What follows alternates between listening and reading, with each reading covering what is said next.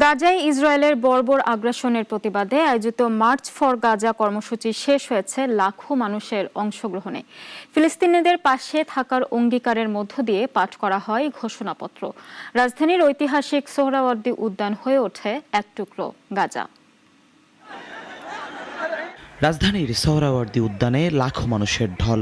কেউ এসেছে মিরপুর থেকে, কেউ বা শেওড়াপাড়া, কাজীপাড়া কিংবা ফার্মগেট এলাকা হয়ে। দুপুর গড়ানোর আগেই কানায় কানায় পূর্ণ হয়ে যায় ঐতিহাসিক এই উদ্যান।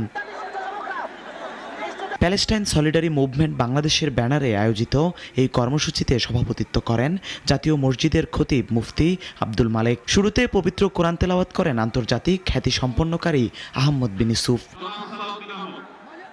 এরপর হাজারো মানুষের উপস্থিতিতে পাঠ করা হয় ঘোষণাপত্র। আহ্বান জানানো হয় মুসলিম বিশ্বকে ইসরায়েলের সঙ্গে সব ধরনের সম্পর্ক ছিন্ন করার। সেই সঙ্গে ছিল ইসরায়েলি পণ্য বর্জনের জোর দাবি। আমরা বিশ্ববাসীকে এই একত্রতার মাধ্যমে জানিয়ে দিতে চাই যে আমরা গাজাবাসীর পক্ষে আছি। মুসলমান ভাইদের উপরে যে একটা দায়িত্ব সেটা আমরা দেখাতে চাই। আর এখন তো আমরা হচ্ছে 200 কোটি মুসলমান, এখনো আমাদের সাথে পারবে না। আমাদের সংখ্যা যতই হোক, আমাদের ইমানের শক্তি অনেক বেশি। আমরা যুদ্ধের জন্য প্রস্তুত।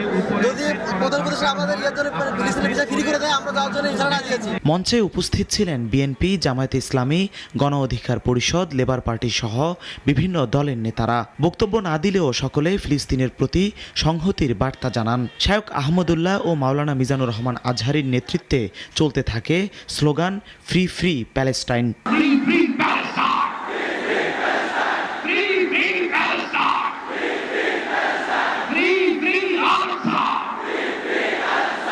সমাবেশ শেষে মুফতি আব্দুল মালেকের পরিচালনায় অনুষ্ঠিত হয় বিশেষ মোনাজাত। লাখো মানুষের হৃদয়ে তখন একটাই অনুভব, ফিলিস্তিনের পাশে দাঁড়ানোর প্রতিশ্রুতি।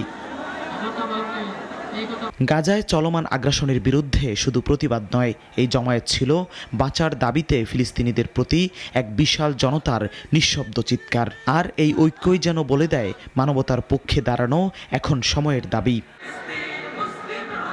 জিহাদুল ইসলাম, নাগরিক, ঢাকা।